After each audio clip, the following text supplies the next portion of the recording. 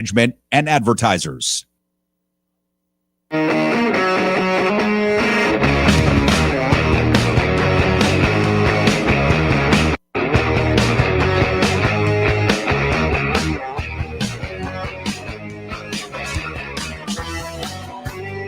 All right, what's up, everybody? Welcome. Pushing the limits on a Tuesday. Glad you could all be here.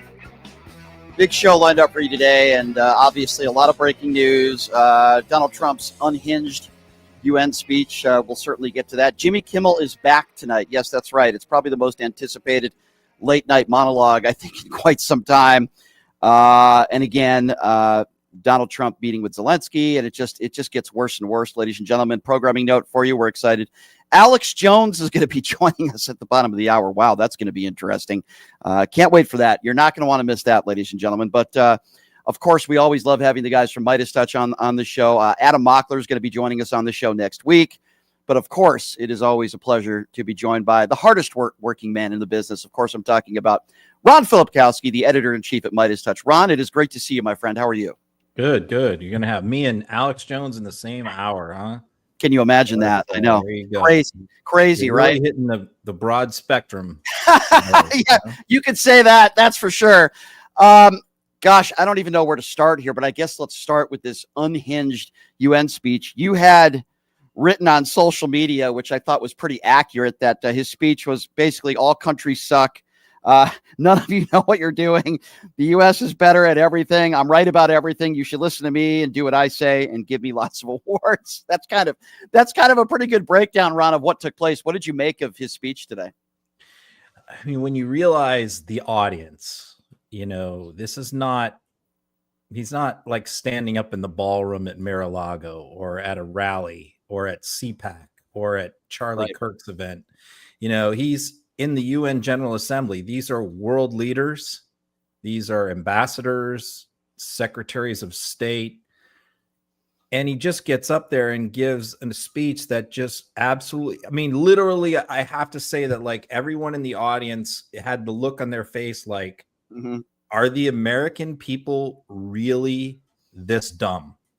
Are they really this delusional? Like, and you see worry on their face, like, because you see the look on their face of, if so, the whole free world is in big trouble.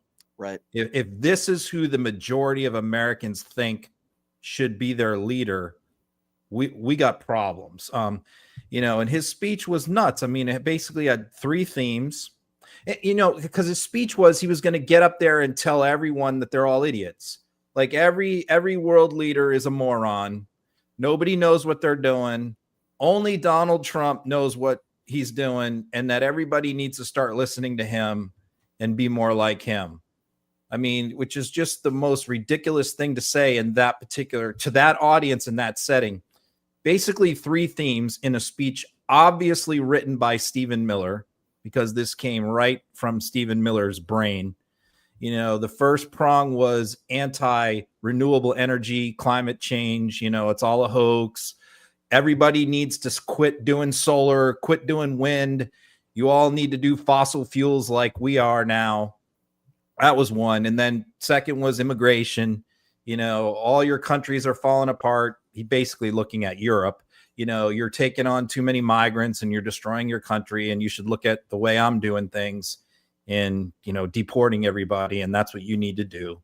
And then finally talking about how he's this great peacemaker who's ended all these wars. And the people in the room are sitting there that were involved in these wars, and are involved in these wars, looking at him going, you had nothing to do with this, dude. We've never spoken to you. You don't even know where our country is, claiming that he ended all these wars and then griping that, that they all should be nominating him for the Nobel Peace Prize and various other awards, but that they don't appreciate his brilliance. That's basically his speech. Really mesmerizing and crazy. And it just, what's going on with his mouth too, Ron? Like, I don't know what's going on with his health. And I don't want to sound like one of these idiots on the right that was saying Joe Biden's in the bunker and he's got Alzheimer's. But at the same time, you've tweeted stuff about his dragging leg, and now there's something going on with his mouth and his hand. What is going on with him? Is he just getting old? Is his health deteriorating? What are your thoughts? Yeah, I think his health is rapidly deteriorating. just like we saw Joe Biden. I mean, he's basically the same age Joe Biden was at this point in his presidency. And, this is the point where I think we really started to see, well, it was probably year 2 into year 3 that we really started to see Biden decline. And we're seeing that now with Trump, who was about to, who's 80 years old, 79, 80. And yeah, it's all coming apart. I mean, his press conference yesterday with RFK, the guy could barely talk. He couldn't pronounce acetaminophen. He tried about 5 times and he couldn't do it. He's just mealy mouthed. He slurs his words. He was doing it a lot during the campaign. I think he's very heavily medicated, and that's, the thing that's able to kind of keep him going most of the time. Yeah, he's, I don't know, how he's got he's 3 years to go. I don't know if he's going to make it medically, Wow, I've never heard you say that before. So you think there's a good chance? I seriously, I have my doubts that he's going to be able to get there, but we'll see. I mean, I'm not like rooting for anything because I personally, again, think JD Vance is worse, so I actually hope that he can finish his term as bad as he is, just because I think that Vance will be even worse. Yeah. In what way? I'm just curious, because I agree with you. Obviously, I can't stand JD Vance for a lot of different reasons. But when you say he would be even worse than Donald Trump, Ron, in what way? How so? Because, first of all, I think Vance is completely corrupted by, this weirdo tech bro right, completely owned by people like Peter Thiel and foreign influences, much more so than Trump, and has some really bizarre thoughts and ideas on policy. Closely aligned with Musk and Miller. And the thing about Trump is that he's so undisciplined and easily flattered and easily manipulated sometimes by reasonable people, like people on Wall Street, people at Fox, people in Congress, Republicans I'm talking about, that are not batshit crazy, can call him up and talk him off the ledge and say, look, I saw what you just said there. Like, we really don't need to be doing that. We need to be doing this. And sometimes they can pull him away from that whole Stephen Miller axis of crazy, axis of evil, and talk him into doing reasonable things half the time. But Vance, that's not a factor. Vance is much more disciplined. He's not going to be influenced by anybody. He's got his agenda. He knows what it is. Very similar situation to me to Ron DeSantis. Ron DeSantis would have been nothing like Trump and far more dangerous, in my opinion, because, again, much more disciplined, much more focused. And Trump is just Trump's happy to ride around Windsor Castle in a gilded carriage and for a day, and he's perfectly happy. Vance is not interested in stuff like that. Vance is focused on doing a bunch of stuff. And so that's why I just think he's more dangerous, because he's more heavily influenced by some really dark people. He's very inauthentic. I think he's very malevolent. He might not do the bet. Trump wants to get all this revenge on his enemies and prosecute a bunch of people that have wronged him. I mean, that would probably go away with Vance. I think Vance would be less inclined to do that. But Vance is more interested in the policy stuff that Miller wants to implement than Trump is. It's a really good point, Ron, and I can understand why you would feel that way. I think they're both horrible, but yeah, one or the other, I'd rather not have any of them leading the country. I know you agree with me on that. If you're just joining us, Ron Filipowski from Midas Touch. All right, let's talk a little bit about Jimmy Kimmel. I know Jimmy Kimmel, met him multiple times, think he's a really nice guy. Didn't think he necessarily did anything wrong. He was mocking Donald Trump, talking about the ballroom when supposedly he's supposed to be grieving the loss of one of his really good friends in Charlie Kirk. Then he gets suspended. I'm wondering, I feel like, Ron, MAGA did Jimmy Kimmel a favor, because I believe his ratings tonight will be higher than ever. It's probably the most anticipated monologue of any late night talk show host for decades. And in the end, I actually think this is going to help Jimmy Kimmel. What are your thoughts on this scenario here? Possibly. I mean, certainly you're right for short-term wise.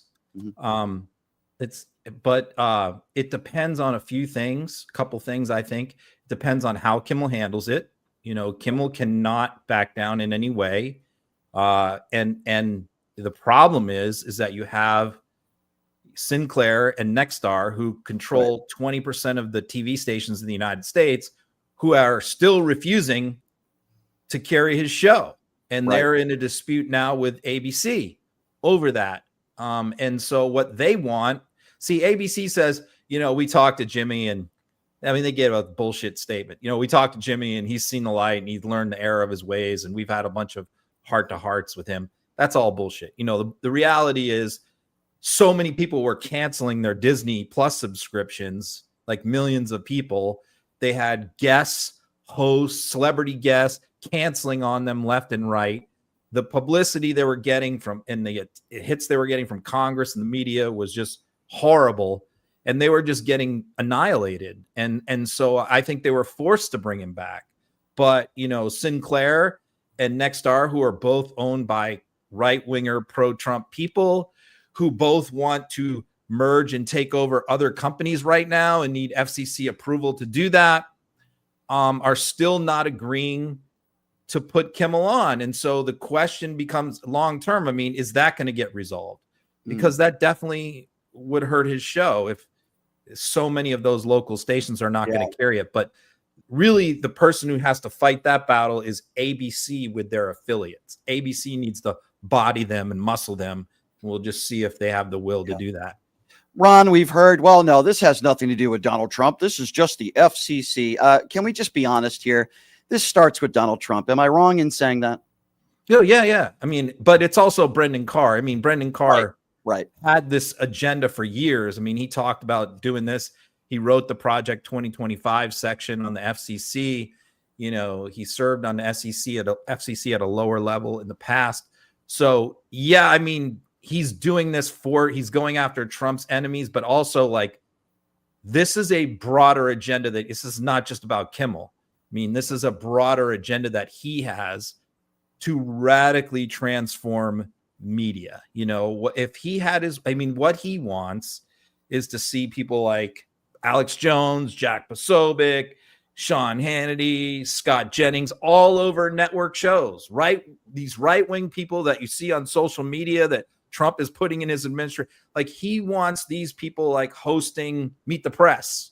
Right. And that is his goal. And to accomplish that, he is using the levers of government power. And every time one of these media companies caves to them, as they did at the beginning of the administration, it emboldens them. It makes them take bigger, bolder steps, more threats, more menacing. And so these guys are not going to back down until you punch back. And I think this was the first time anybody punched back. But I tend to agree with you. They're still hanging their hat on, these local affiliate conglomerates, which, by the way, should not be allowed. I mean, it's ridiculous how these media empires are being consolidated under people like Larry Ellison and others, that are, across multiple platforms, multiple networks. We never, ever allowed that in this country, but only in very recent years are we allowing this tiny handful. I think I saw the number, now 7 corporations own 90% of the media in the United States. I mean, that's just ridiculous. Completely ridiculous. I agree with you. What would you expect from Jimmy Kimmel tonight? Kind of a preview of his monologue. And I think he would agree with me. It's one of the most anticipated monologues in late night TV history. Do you think he's going to continue to do what he's doing? I don't think he's going to apologize. And from everybody that I've heard, he is non-apologetic and he doesn't think he did anything wrong. I don't either. It doesn't seem like he's the guy that's going to apologize. In fact, do you think he actually takes it a step further tonight? Yeah. He can't apologize, because if he did what Sinclair was demanding, which is apologize to Kirk's family and make a donation to Turning Point USA, I mean, that Kimmel would be finished. I mean, his entire audience would abandon him. So that was a non-option. So he can't do that. And he knows that. And I don't think he would be inclined to do that anyway. I mean, he's one of the few people who are have principles and stand up for what they believe in. Yep. I'm with you. I mean, I think Howard Stern is like that too, and that's why they're good friends. So, and Howard, by the way, has had many battles with the FCC himself during the Reagan years, and Bush years. But I think what he's going to do is this. I think he's going to clarify, to make this very clear, that he at no point ever attacked Charlie Kirk. He never did.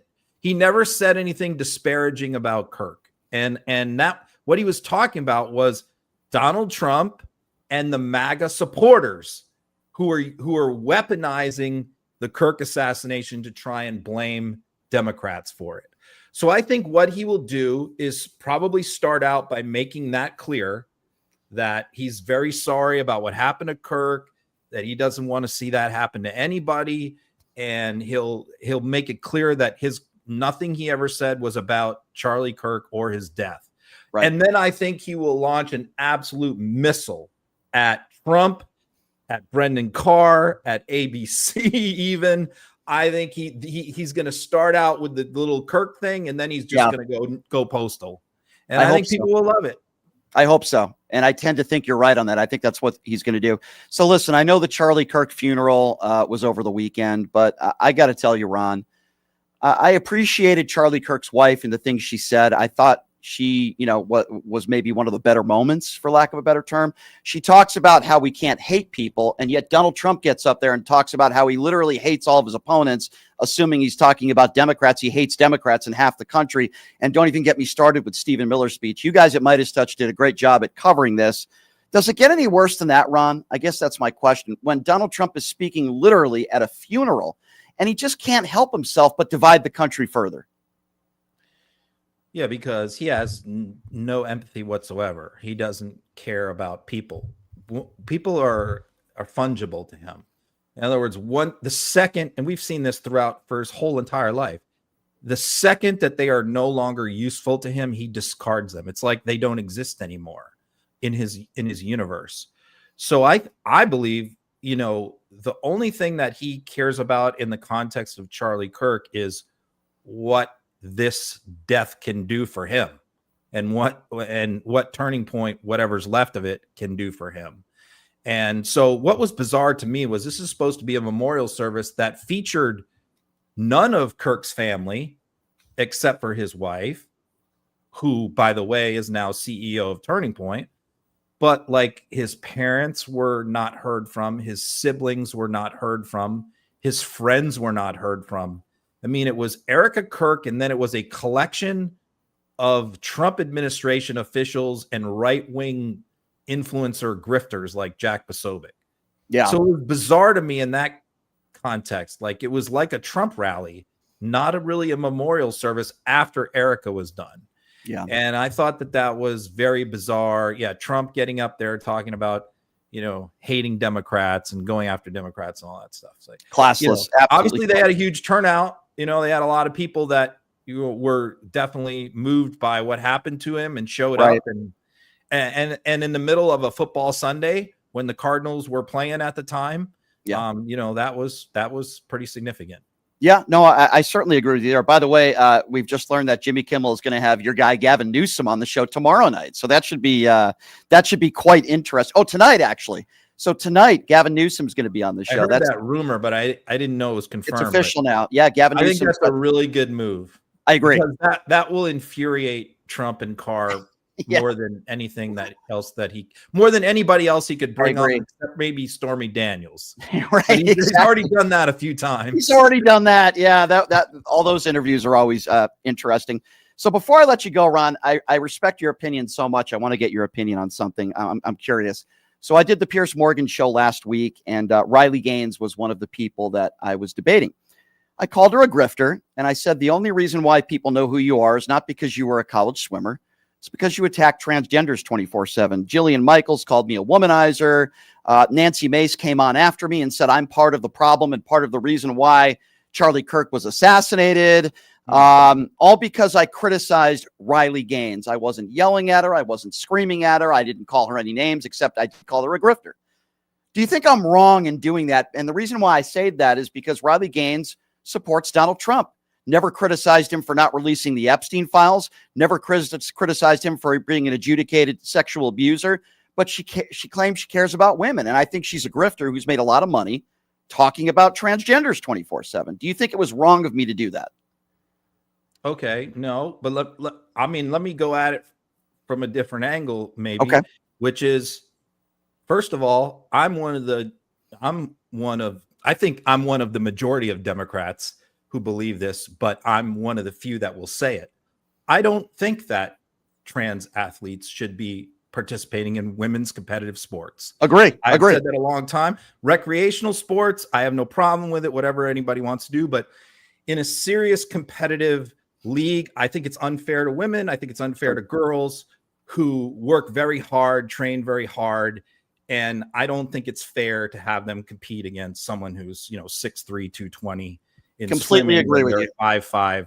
Mm-hmm. So as far as like the issue itself goes, I kind of tend to agree with her. I also don't agree that she should be denigrated for coming in fifth, because coming in fifth in the NCAA swimming finals is a pretty significant accomplishment. So I don't agree with like people on the left who disparage her for that. That said, so I'll say all that, but that said, I mean, yeah, she has turned this into a career, because she has no other career prospects, I guess. I mean, like her losing to a trans swimmer in the final really is like the best thing that ever happened to her. Right. To be honest, I mean, let's say that swimmer was not there, then she comes in fourth and she's working at a car wash somewhere, right, or a 7-Eleven. So this was, right, she figured out, she seized upon this moment. Exactly. That was my point. And like what we're like 3-4 years later, and she's still making a living off of it. Ron, can I just say this? I agree with everything you just said. In fact, I've talked about this on Pierce. I agree with you. I don't think transgender women should be on the playing field with women. And then she made it sound like I was attacking her swimming abilities, which I wasn't. I'm sure she was a great swimmer. And then her response to me was, can you name 3 college swimmers? And I said, no, 99% of the country couldn't name 3 college swimmers. I got angry at her because she said, Democrat elected officials are celebrating the death of Charlie Kirk. And I said to her, can you name me 3 or 2 or even 1? Ilhan Omar. Yeah, Ilhan Omar did not celebrate the death. She said she doesn't want to celebrate his life. That's very, very different. Right. AOC didn't celebrate the death. In fact, I couldn't name you, Ron. Correct me if I'm wrong. Can't find one. Yeah, I can't find one elected. One. Yeah, and they're not even saying one. They're saying, she goes, elected Democrats. And I said, can you name me one? Now, of course, she couldn't. And then Nancy Mace goes on and lies and says Ilhan Omar.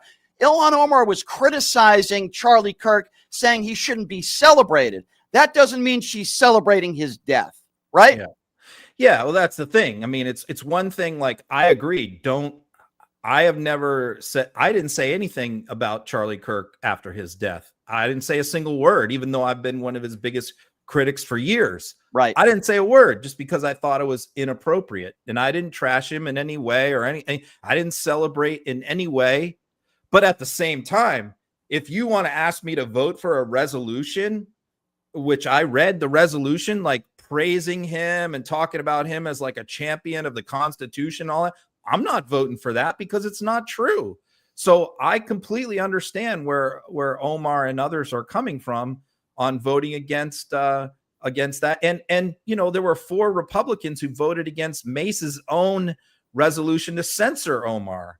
Right. And one of them, Corey Mills, she's been attacking, if you look at her Twitter feed, like 24/7 ever since he cast the deciding vote against her resolution. So really, I mean, to be honest with you, she's just mentally ill.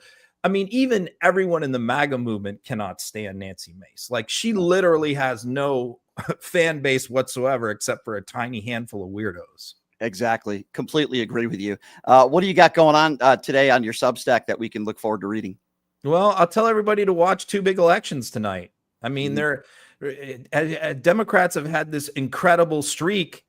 38 there have been 40 elections since November 2020, special elections, state rep, state Senate, Congress around the country. Democrats have overperformed their results from 2024 in 38 out of those 40 races, which is an astonishing number. Many of those races they lost, but in some of those races they lost districts where Trump carried them by 35 points and they lost them by 7. And that is a harbinger, if this trend continues, of what is going to happen in the midterms, which could be a wipeout. So tonight we got 2 more. We got a state Senate race in Georgia, which Brian Kemp, the governor there, has put his full machine behind. It is a district that the Republicans won by 40 points just in November. 40 points. And so that's a race where the Democrat, I think, is going to lose. But if she can keep it within like 10 or 15 points in a dark red northeast Georgia district, that would be huge. And then the second race is a congressional race, which is significant in Arizona, because first of all, once she wins the race tonight, Adelita Grilava, once she wins that race tonight, which she's going to win because it's a safe Democratic district, now she is the 208th signature for the Epstein thing. So they need one more signature on the petition to force the Epstein vote on the Massey petition. Once she wins tonight, she'll be sworn in tomorrow. She'll sign the petition, and then they have to bring it up for a vote within 9 days. So that's going to happen. But also watch the margin of victory, because that is a district that Kamala Harris won by 23. Yep. So watch and see if she can win by more than 23. So if those two races outperform November 24, now we will have 40 out of 42 races that Democrats have done better than they did just 10 months ago. Something to watch. Yeah, very interesting. Certainly something to watch, and maybe a sign of things to come. Mr. Ron Filipkowski, the hardest working man in the business. Can't wait to read it up tonight. Thank you so much for your time, and we will catch up with you next week, my friend. Have a good day. Good luck with Alex. All right. Thanks, Ron. I appreciate it. All right. Take care, Ron. Good to see you as always. Ron Filipkowski from Midas Touch joining us. Gosh, I love his work. There's a reason why he's so popular on social media. He's so great at what he does. And we always appreciate it when he takes the time to join us. So as far as Charlie Kirk goes, I'm over it. And I'm going to do my best to not bring it up much anymore, because quite frankly, I'm tired of it. But we are going to cover Jimmy Kimmel.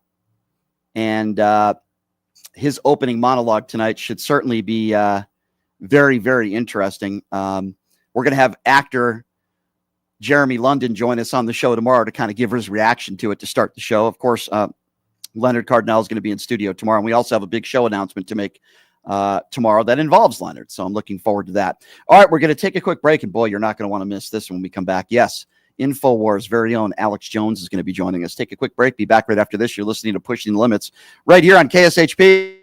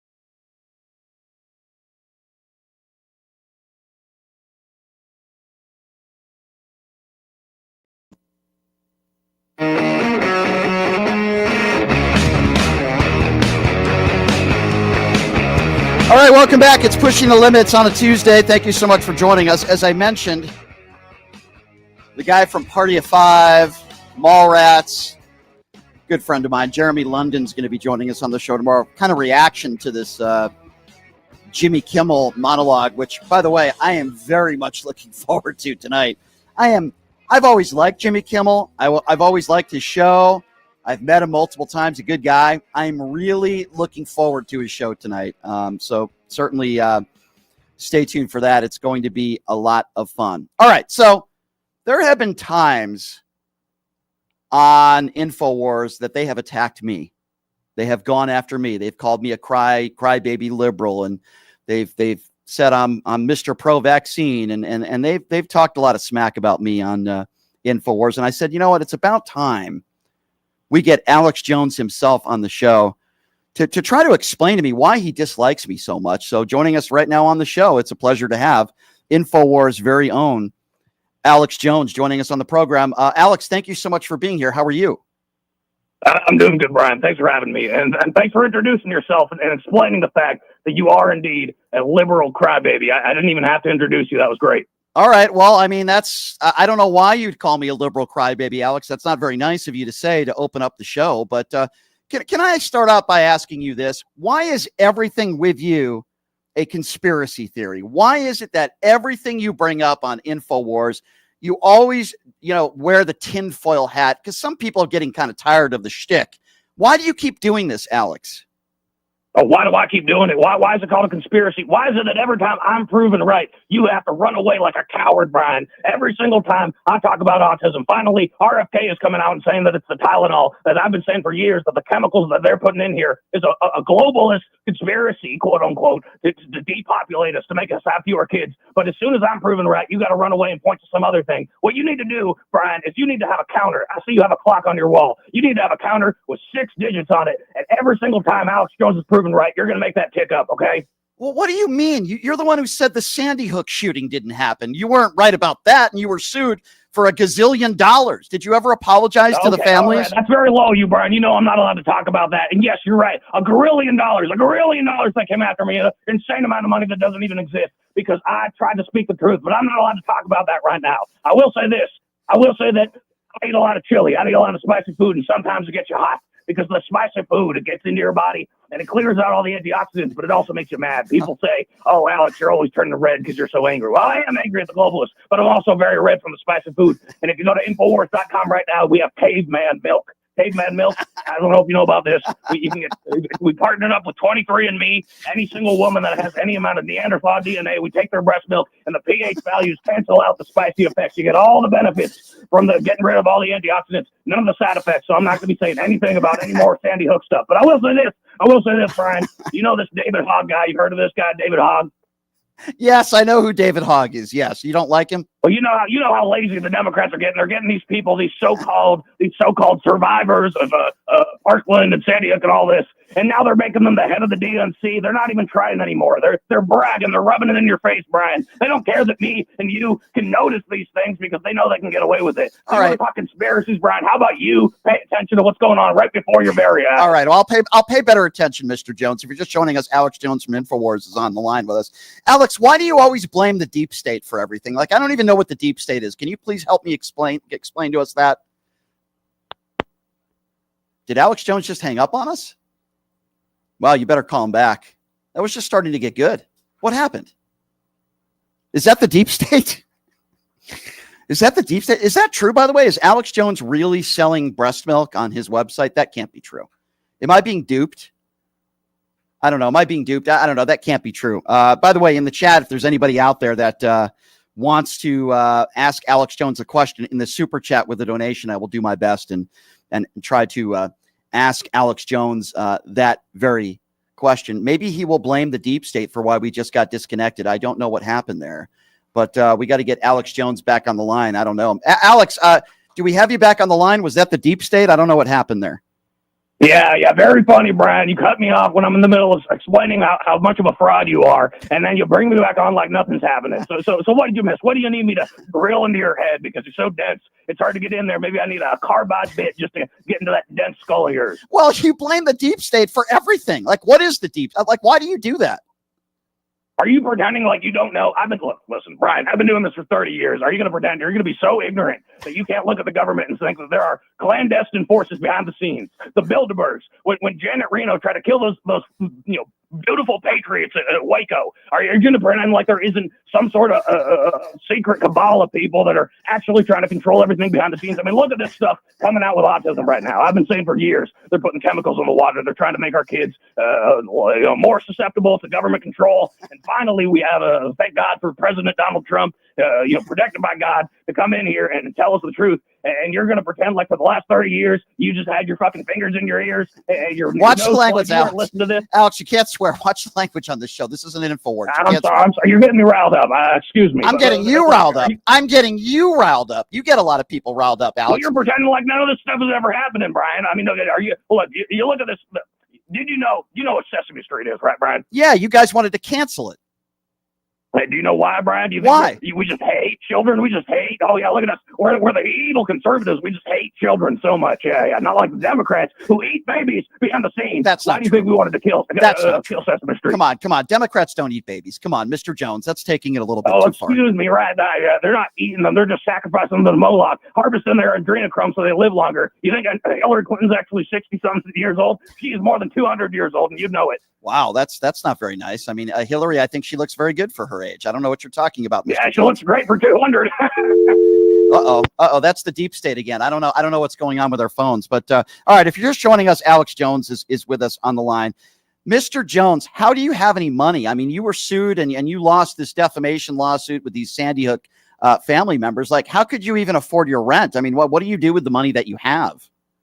Brian, you know as well as I do that was a completely phony lawsuit, $1 billion. The only people that can even afford that aren't even involved. I had to spread my money out into various shell companies. I'm doing everything I can to fight back against the deep state and try to cancel me and trying to bring me down. The reason InfoWars is still back up is because there have been enough patriots on the right who are willing to fight back and fund me and keep my show alive. And so if you're going to try to come out here and say that was legitimate, I mean, can you even justify that in your head, Brian? Well, one person could be worth $1 billion. $1 billion just like that. That's ridiculous. I mean, I don't know. You make a lot of money selling that breast milk on InfoWars, so I don't know. But listen, Mr. Jones, it's very clear to me that you're into the whole clickbait stuff, that you say things that are controversial. But let's forget about that for a moment. I had your ex-wife on this show, and your ex-wife told me, literally on this show, that when you lived with her, that you used to urinate in cups all over the house and she would have to clean up after you. Is that true?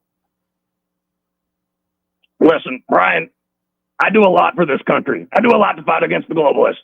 And sometimes you can't get up and go to the bathroom because you're standing in front of the camera and telling the truth for 24 hours. Okay? You want me to install a toilet under my chair on Infowars.com? That is absolutely ridiculous. Sometimes you got to go where you got to go. That is not all ridiculous. Sometimes you just got to do what you got to do. And the fact that you are out here slandering me and saying, oh, Kelly, Alex used to strangle you while you were pregnant with absolutely no proof whatsoever, and try to deflect against this, making it funny about piss and all that. I mean, it's ridiculous. All right. Well, listen, Mr. Jones, I appreciate you coming. Like, I didn't mean to get you upset. I just feel like your blood pressure is very high. You scream a lot. You yell a lot. You seem to be friends with people like Nick Fuentes. You seem to be friends with people that are on the alt far right. And you're the one who cried about the Epstein files. Remember, you're the guy who kept saying, release the Epstein files, release the Epstein files. And now you're firing people on InfoWars because they're calling out Donald Trump. Doesn't that make, I guess my question is, Mr. Jones, doesn't that make you a hypocrite? No, it's absolutely not hypocritical, Brian. You know as well as I do that while 4 years Joe Biden was in office after he stole the 2020 election, he's coming in here and he's editing those files. You know what Control F is, Brian? You ever use a computer? I know you're not stupid. Yeah, I do. You're right. I'm not stupid, and I They do use Control F every single instance of Hillary Clinton and Bill Clinton and replaced it with Donald Trump. So now Donald Trump has to work with the glorious Cash Patel and the FBI to go through and change all the names back because he knows that they've changed it so if we were to release them today without the edits, his name would be all over them and part of this deep state conspiracy to take away the man who's actually fighting back against the globalism. All right. Well, I guess my last question for you is this. If Democrats, who you've called Satan, you've called certain Democrats Satan, and you called basically... Don't forget demons, Brian. You have. You use the word... That's correct. You use the word demon a lot as well. But I guess my last question to you, Alex, is don't you think what you're doing is dividing the country? And don't you think we should lower the temperature a little bit? I mean, you go on the air and you say some crazy things about a lot of people. Don't you think we should see a more tame Alex Jones? Is it possible for you to relax? Is it possible for you to stop attacking people and maybe once in a while show some sense of a moral compass? Or do you have one? I mean, I guess that's my question. You really rile me up. You come in here, you apologize, you say, I'm sorry, I'm raising your blood pressure. And in the same breath, talk about the Democrats, the Democrats who are stepping on our necks, an existential threat against God, and saying, why not be nice to these people who are trying to push gay marriage to make the population go down, who are trying to frame me for watching Marissa Mink's trans porn. I mean, it's ridiculous. You can't turn the temperature down against a group of people that want to see you dead. We are never, ever going to submit to the globalists. We will never let them defeat us. You will never defeat God, Brian. I'm not trying to defeat God, but listen, I'll give you the last word here, Alex. I'm glad you came on the show. Maybe we can get you on again down the road. I'm not a diehard liberal, even though there's nothing wrong with being a liberal. I am a registered independent.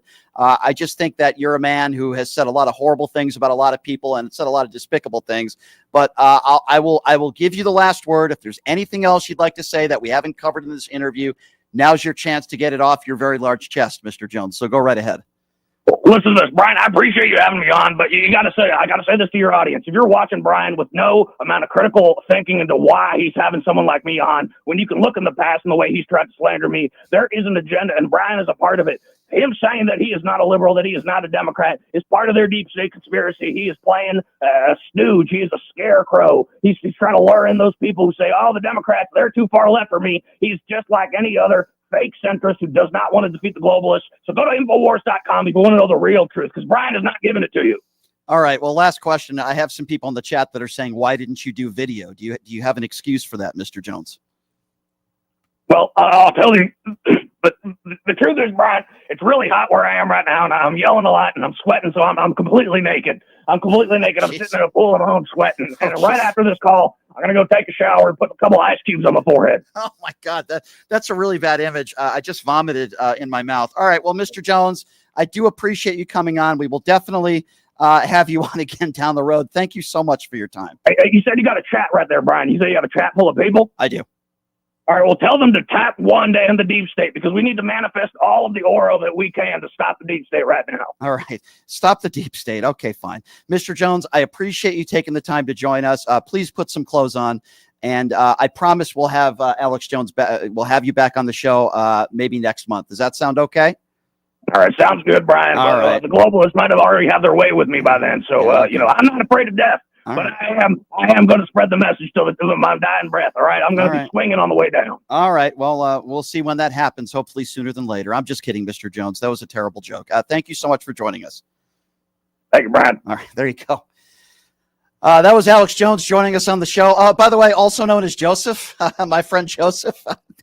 It's a pretty good Alex Jones, by the way. For the record, very, very funny. Very, very good stuff. As you know, I do have impersonators on the show from time to time. And my goal is, he is very good. My goal is to get that guy, Joseph, also known as Alex Jones, on with John DiDomenico, also known as Donald Trump. What do you guys think about that? I would like to have Alex Jones on with Donald Trump on this program. Would you guys be okay with that? Do you think that would be entertaining? I think we need to make that happen. Joseph did a great job. And that was a lot of fun. Listen, we have a lot of serious topics that we discuss on this show. Sometimes we have to have a little bit of fun, and that guy does a phenomenal Alex Jones. Anyway, so here's what we're going to do. In 60 seconds, we are going to come back, and we are going to summarize Donald Trump's UN speech, which was absolutely an abomination, and how Fox News is performing fellatio on him this morning. We'll get to that as well. We'll be back in 60 seconds. You're listening to Pushing the Limits right here on KSHP. Hey, everybody. Are you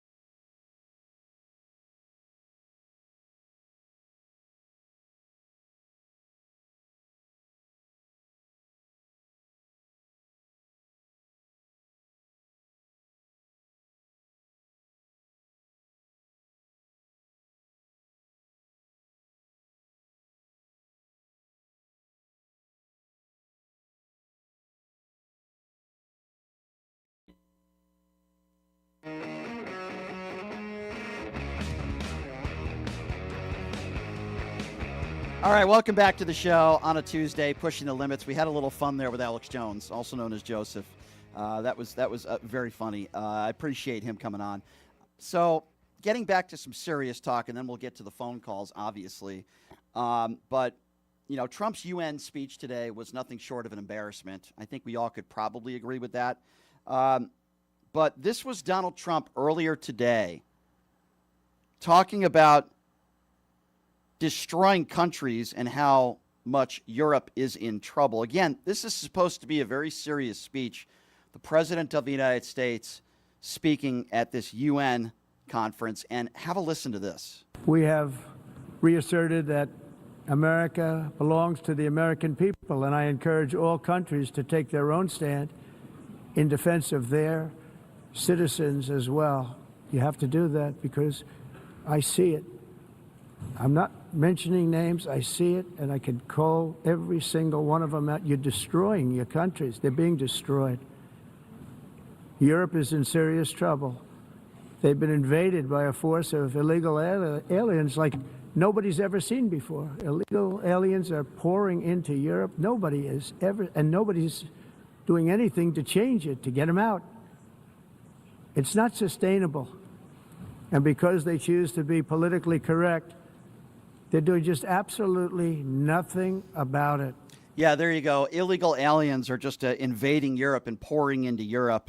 Not like any of these leaders are speaking the same language, but Donald Trump knows best, right? He's blaming illegals for everything. He blames illegals for his fake hair and his fake hair comb over. He blames illegals for the fact that Melania Trump wants to be in a different zip code. He blames illegals for the jobs report that came out. I mean, he literally blames illegals for everything. There are literally members of the UN there running countries with their hands over their face. They just can't believe what they are hearing from this unhinged imbecile. But Orange Turd also was bragging to the UN that he deserves the Nobel Peace Prize. Yes, that's right, ladies and gentlemen. I'm not making this up. Have a listen to this. Wars is action. Now, after ending all of these wars and also earlier negotiating the Abraham Accords, which is a very big thing for which our country received no credit, never receives credit. Everyone says that I should get the Nobel Peace Prize for each one of these achievements. But for me, the real prize will be the sons and daughters who live to grow up with their mothers and fathers, because millions of people are no longer being killed in endless and unglorious wars. That's right. Get that adjudicated sexual abuser the Nobel Peace Prize. Yeah, I couldn't think of a better person. Oh, my God. But Jesus, I cannot believe this guy is unhinged. By the day, he gets worse and worse. Now listen to what he had to say on U.S. environmentalists. It gets worse. It's nonsense. You know, it's interesting. In the United States, we have still radicalized environmentalists, and they want the factories to stop. Everything should stop. No more cows. We don't want cows anymore. I guess they want to kill all the cows. They want to do things that are just unbelievable, and you have it too. But, you know, we have a border, strong, and we have a shape. And that shape doesn't just go straight up. That shape is amorphous when it comes to the atmosphere.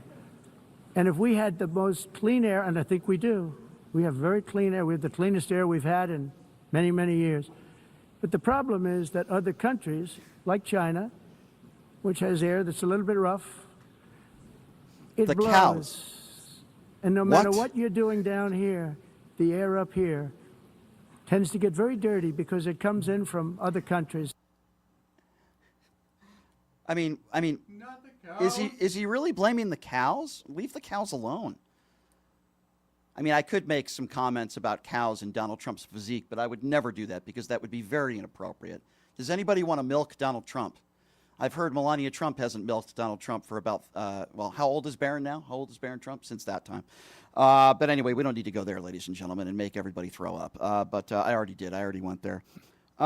This is the point in the speech where he literally, he's speaking to the UN about his poll numbers. He literally did this at Charlie Kirk's funeral, and now he's doing this in front of the UN. Listen to this. The American public agrees with it. I mean, I was very proud to see this morning I have the highest poll numbers I've ever had. Part of it is because of what we've done on the border. I guess the other part is what we've done on the economy. Joe Biden's policies empowered murderous gangs, human smugglers, child traffickers, drug cartels, and prisoners from all over the world. This might be Donald Trump's most embarrassing speech since the "Don't Take the Tylenol" speech. Oh, yeah, that was the other day. I mean, this is really crazy stuff. I mean, every day it gets worse and worse and worse. But Fox News, as they normally do, are performing verbal fellatio on Donald Trump. So Harris Faulkner is one of the worst, by the way. She wears the Donald Trump knee pads literally 24/7. After this speech where he's talking about cows, he's talking about his poll numbers, he's talking about how he should get the Nobel Peace Prize, he's talking about how illegal aliens are destroying Europe. This is right after the speech. Have a listen to the way Fox News handled this, and Harris Faulkner literally performing verbal fellatio on Donald Trump because they're afraid of this guy. Listen to this. President Trump has been speaking at the United Nations General Assembly in New York City. He unfurled raw truth to countries in attendance there and to the rest of the world. In moments from now, the president is set to hold a meeting with the UN Secretary General, and that meeting will follow that long speech that put quite the spotlight on the different world order we are living in now. He even called the former President Joe Biden by name, comparing where the world was under Biden and while Biden was leading the United States and where we are now. The president talked in detail about his own foreign policy victories, the successful containment of illegal immigration into the United States, and he had a warning, too, for other countries with all those open borders. And, of course, he talked about the ongoing wars with Israel versus Hamas and Ukraine versus Russia. I'm Harris Faulkner. You are in the Faulkner Focus. Yeah, go Faulkner yourself. Oh, my God. That is literally Fox News and Harris Faulkner, the fool, literally wasting no time at all in trying to shine the orange turd. Ladies and gentlemen, it's laughable. Raw truth about the cows and about how he deserves the Nobel Peace Prize, and he knows about all these illegals that are invading Europe, and it's just ruining Europe. And he bragged about his poll numbers. This is a day after he did maybe the most embarrassing speech since this morning when he was imploring people not to take Tylenol. Number to call if you want to be a part of the program, 702-221-7283. And again, boy, there's a lot to talk about. What do you expect from Jimmy Kimmel tonight in his monologue? I am certainly looking forward to that. Obviously, Donald Trump's UN speech, which was beyond embarrassing. We're talking about that. Completely unhinged. The orange turd himself, the adjudicated liable abuser, and unfortunately the president of the United States that is losing his mind day by day. And what was going on with his lip, by the way? What is going on with his mouth? I thought that was also a bit strange as well. So anyway, let's get to the phone calls right now. 702-221-7283. Rajesh is first up on PTL. Hi, Rajesh. It's Rajesh, actually. Rajesh, sorry about that. Go right ahead, my friend. Love the show. Thank love you. The way you hold everybody to account. I love that. Thank you. I wanted to talk about Charlie Kirk. I'm no Charlie Kirk fan, but I don't think he should be dead. I think all types of political violence is wrong, and I think both sides need to come out and condemn those things when they happen. That said, this is what Donald Trump and the GOP have done to our politics, right? They have turned it violent. I mean, ask yourself this. Before Donald Trump got into politics, did we ever see ballot boxes getting lit on fire and blown up? No. No, we didn't. No. Right? Ask yourself this. Before Donald Trump got into politics, did you ever see election workers who are volunteers and should be commended for donating their time and effort? Did you ever see them get their lives threatened and fear for their lives simply for doing their job? No, you're right. No, didn't see it, right? And what about poor Dr. Fauci? Dr. Fauci is not a politician. He does not care about politics. Science doesn't care about politics, right? Right. He worked with George W. Bush just fine. He worked with Barack Obama on the opposite end of the political spectrum just fine. After working with Donald Trump, he cannot go take a walk with his wife in the park without a bodyguard. That's true. Well, Cannot do it. No, you're right. You're right. Don't even get me started on the insurrection. So, I mean, this is a guy, Trump, who encourages his supporters, hey, if you come up on someone who doesn't agree with you, Pay not for your legal fees. Right, exactly. I said that on right? I said that, Like yeah. Kari Lake. Yep. People like Kari Lake that horrible woman in Arizona telling her supporters, hey, strap on a Glock to get ready for the election. Who says this stuff? Only idiots and people that are, really condoning violence. I mean, I can play you a bunch of audio clips of right-wingers out there, the Matt Walshes, the Charlie Kirks of the world, and many others, and Laura Ingrams, that have actually condoned violence.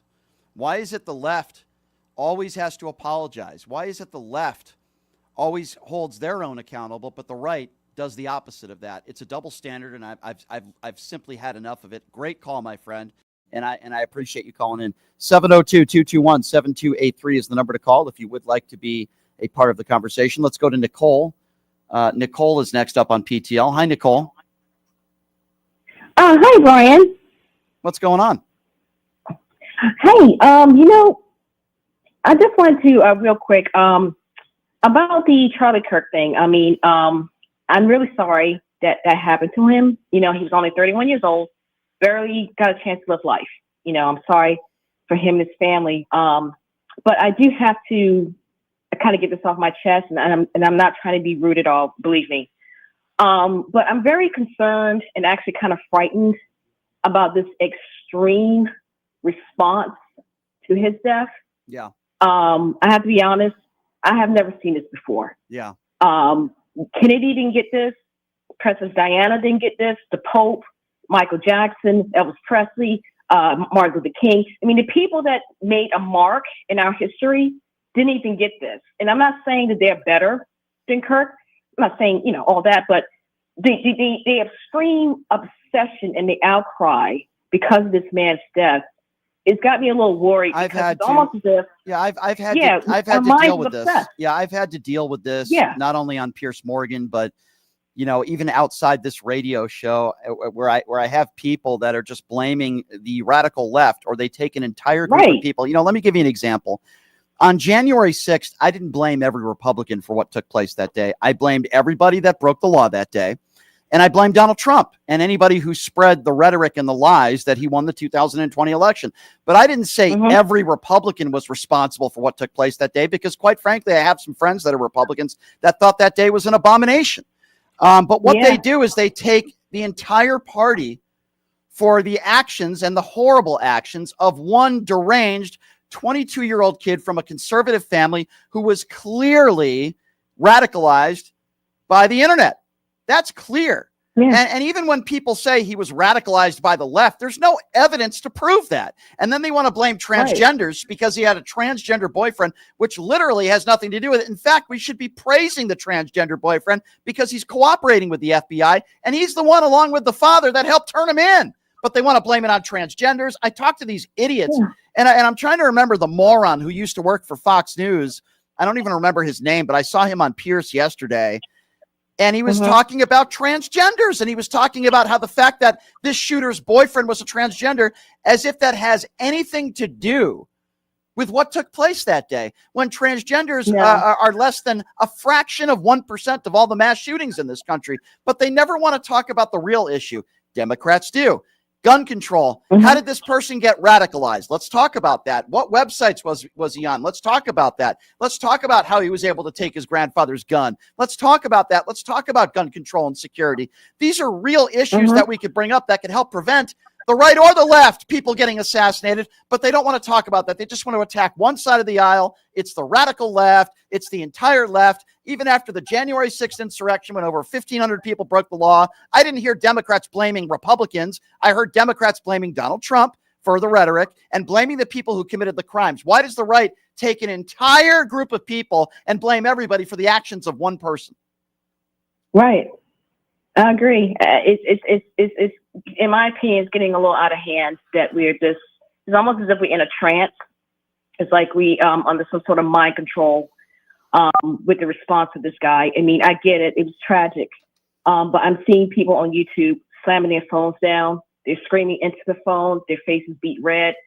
And I'm saying to myself, my God, everybody just needs to calm down. I mean, I get it. He had fans, but you can't. God. We won't be able to see people calm down so long as Donald Trump is the leader of the Republican Party. It's not going to happen. There are too many people on the right. And, there are people that go after Destiny, a personal friend of mine.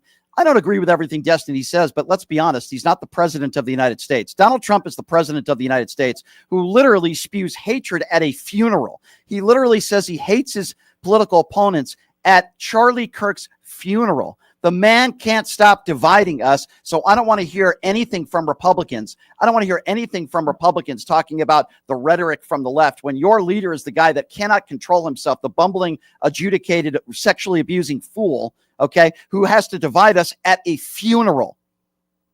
By the way, do you remember when he flew out to New York City, the tragic story of that police officer, and he went to the wake, and then outside the wake, he did the exact same thing. He held a press conference. He started attacking his political rivals.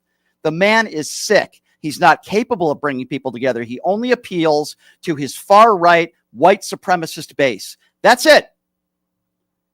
Make America white again. If you're a MAGA supporter, you're welcome to call in and tell me why you disagree with me. 702-221-7283. Let's go to Dave. Dave is next up on PTL. What's up, Dave? Hey, Brian. Thanks for taking my call. Sure.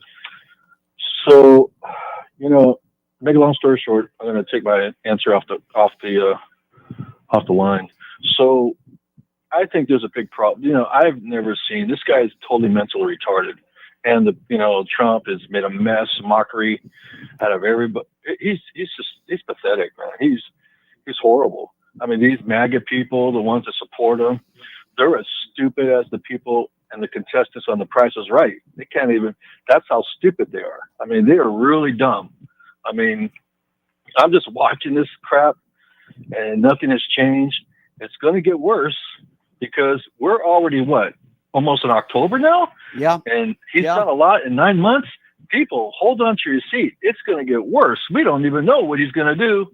And something, the stupid caller that always calls all the time, the one that talks like Charlie Brown, the one that calls sir all the time, we know who you are because, he's Charlie Brown. So, these people are sick. They're mentally retarded. They're just pathetic. I don't waste my time. I just sit there anyway, man, you know what I'm talking about, but I'll just take my answer off the air. I do. I appreciate your call, and I do, and I totally understand where you're coming from. There's a lot of people out there that are very uneducated and ill-informed, and it's very difficult to have good faith conversations with people like that. I try to every day. It usually doesn't go very well for them, but I try to do the best I can, and I can hear the frustration in your voice, and I totally understand it, especially where we are at as a country right now. 702-221-7283 is the number to call if you would like to be a part of the conversation. Let's see here. Let's go to Bill. Bill is next up on PTL. Hi, Bill. Hey, how you doing, Brian? Good. Have you heard about the Pennsylvania police officers there that got killed in Pennsylvania? I did. Yes, I did. Yep. Nobody's covering it. Well, you know what? I make it a point to talk about fallen police officers. I'm sure you heard about the black police officer that was killed and brutally murdered because there was a pro-Trump anti-vaccine nutcase. This was a young man in his early 30s who was a veteran, a hero.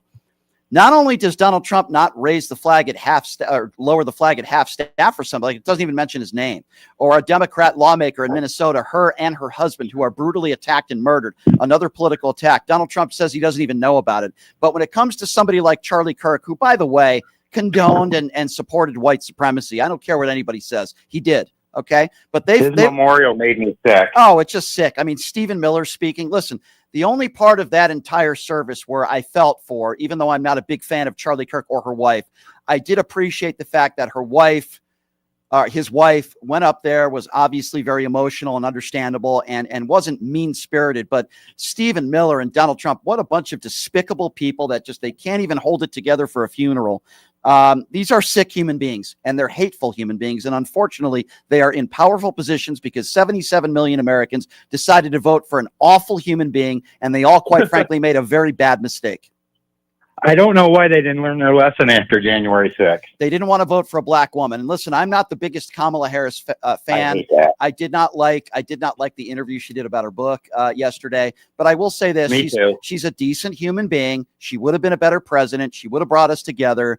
And, the Democrats hopefully have learned some lessons. We cannot let a MAGA Republican win the presidency again. What is going on in this country is sick. We've got the National Guard the National Guard being called out to cities with black mayors. We've got the president of the United States, all of our allies hating us with these tariffs that are, by the way, killing our economy. We all know we're headed towards a recession. He is not obeying the rule of law and what is in our Constitution when it comes to the Constitution, any person, not any citizen, when it comes to getting due process. And what's going on with so many of these undocumented immigrants that are hardworking people that have never committed a violent crime in their life. He is rising the temperature, and I guarantee you that if Donald Trump didn't win re-election, Charlie Kirk would still be alive today. Thanks for the call. Thank you. Appreciate it. Well, don't thank me for the call. You called in. Thank you for the call. Thank you. Thank you, sir. 702-221-7283. Bobby is next up on PTL. Hey, Bobby, what's going on, man? What? Great. How are you doing, man? Good. What's on your mind? What do you think the memorial for Kirk was? That was like a giraffe jack-off dance to me. I think it was like a Klan rally. First of all, I understand if there are people out there that were friends with Charlie Kirk, family of Charlie Kirk. I understand that they're grieving. I say it again. It's horrible what happened to him. I don't condone political violence, but that was like a Klan meeting. It felt like a Trump rally, and that's what I called all these Trump rallies. They're Klan rallies. I did feel like a nice moment was when, and I do feel for her, even though I'm not a fan of hers. I do feel for his wife, and I thought she showed a lot of class going up there and saying that she forgives the shooter. But that's what we call lowering the temperature. It has to be. I don't know if I would have had the strength to do that. I do commend her for doing that, and I felt that at the time. But it would have been appropriate if other people spoke like her. And instead, you had Donald Trump and Stephen Miller that were the opposites, spreading their bigotry, spreading their hate as if it was a campaign rally. It wasn't. You're burying a man, whether you liked him or not, in his early 30s that was murdered. And Donald Trump is talking about Jimmy Kimmel. Donald Trump is talking about how he hates his political opponents. I mean, anybody out there that condones that speech, you are a sick human being. And sadly, a lot of them are Trump supporters who voted for Donald Trump. In fact, I would argue all of them are.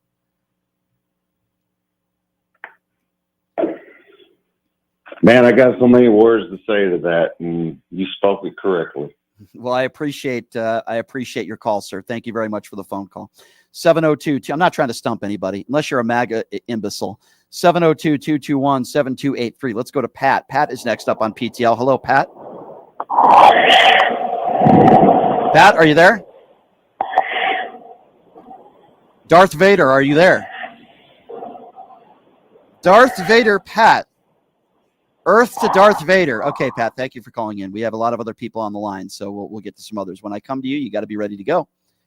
That's what they say in the porn business as well. 702-221-7283 is the number to call if you want to be a part of the conversation. Let's go to Ken. Ken is next up on PTL. What's up, Ken? Well, sir, it's a little bit off topic, but I've got a problem with you. Okay. You're in the wrong damn time slot. You need to be a little bit later. You need to be in the drive home crowd, because here on the East Coast, you're 3 to 5. But on the West Coast, you would add a comma easily, because you've earned it. Mm-hmm.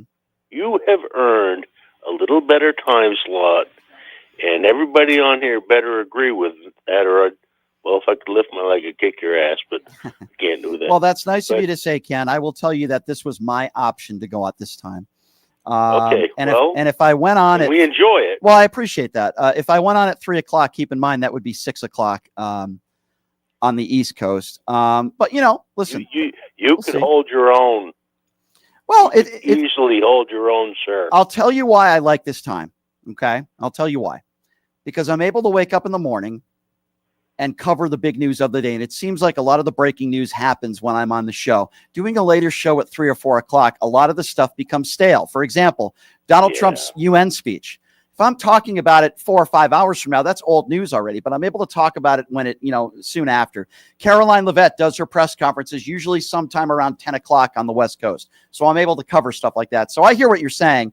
The good news is this is also a podcast, and people go on my YouTube page and they can watch my show later on in the day. But I appreciate your compliments, and I appreciate what you said. I'm not saying I'm always going to be at this time, But right now, at this time, I'm not going to be changing any time slots anytime soon. But I appreciate your kind words, Ken. Thank you so much. Let's see here. Let's go to Shirley. Shirley is next up on PTL. Hey, Shirley, what's going on? Hi there. How are you? Hey, good. What's on your mind today? Okay, I'm from Canada. And, oh, my God, I have so much to say, and I know I have to, narrow it. I will always go back to when Trump won the election, okay? He lied. He lied about everything. And even the ones that would never have voted for him voted for him because of the bullshit that he fed the people. Okay? So then he gets elected, and I knew exactly what he was going to do. Call me whatever. Call me, I don't care. That Project 2025, I read it. I'm Canadian, and I read it. Yep. And I knew he was going to follow that to a T. He has. And,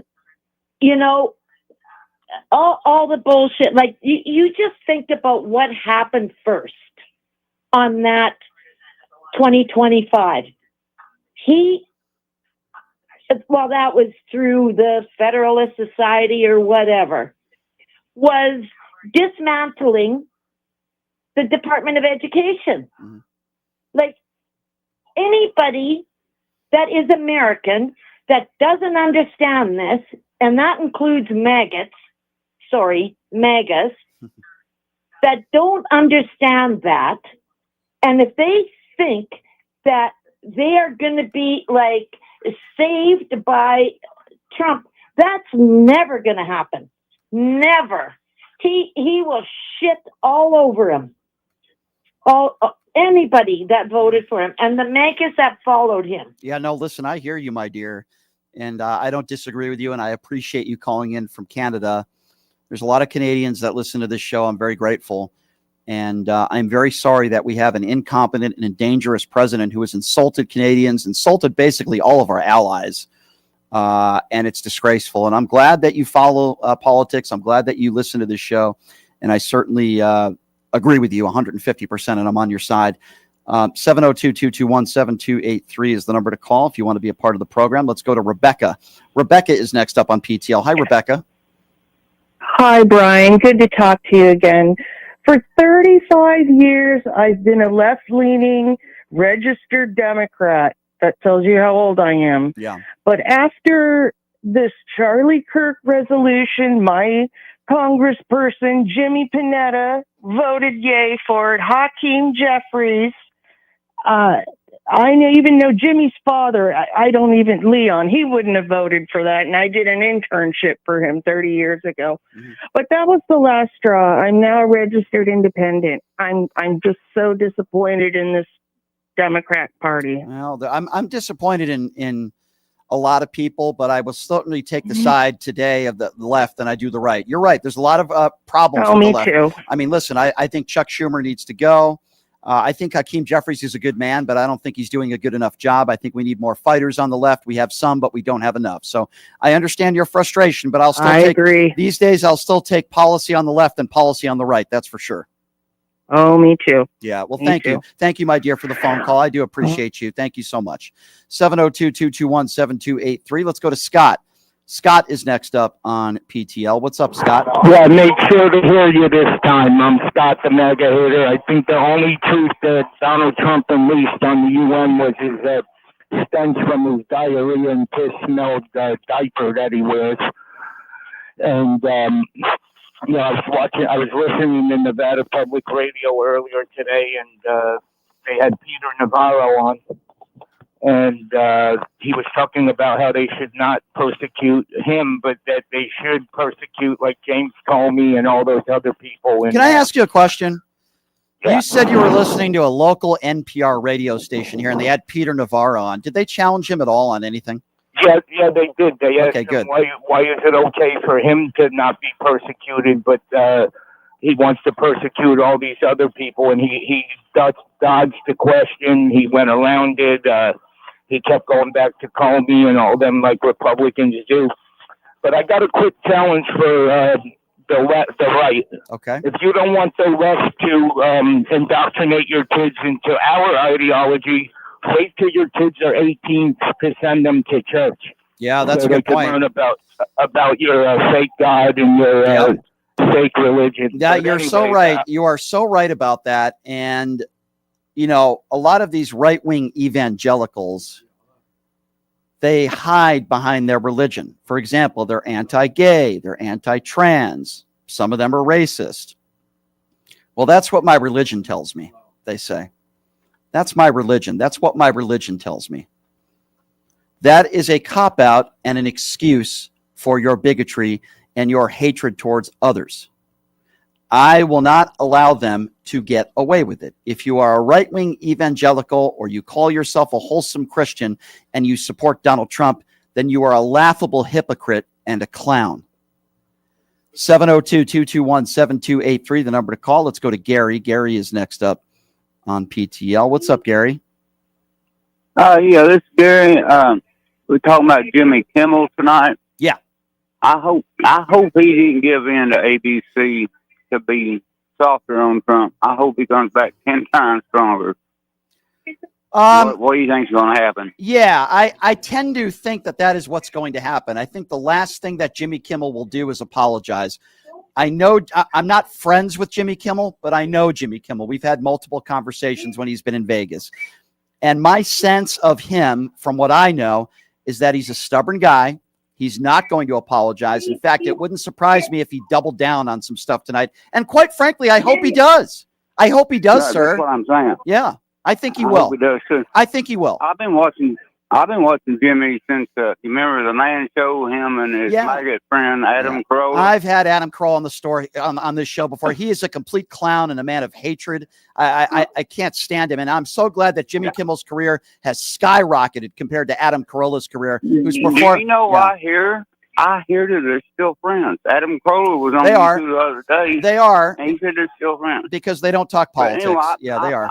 I've loved Jimmy Kimmel since the 90s, and I hope he stays strong and doesn't give anything. Let me tell you something. I think that's exactly what's going to happen tonight, Gary. I really do.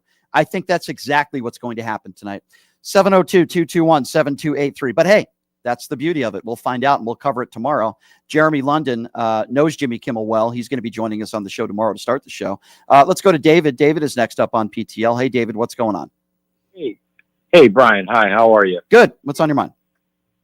Listen, I'm calling because I saw the headline there on your site about what Jimmy Kimmel would say or do.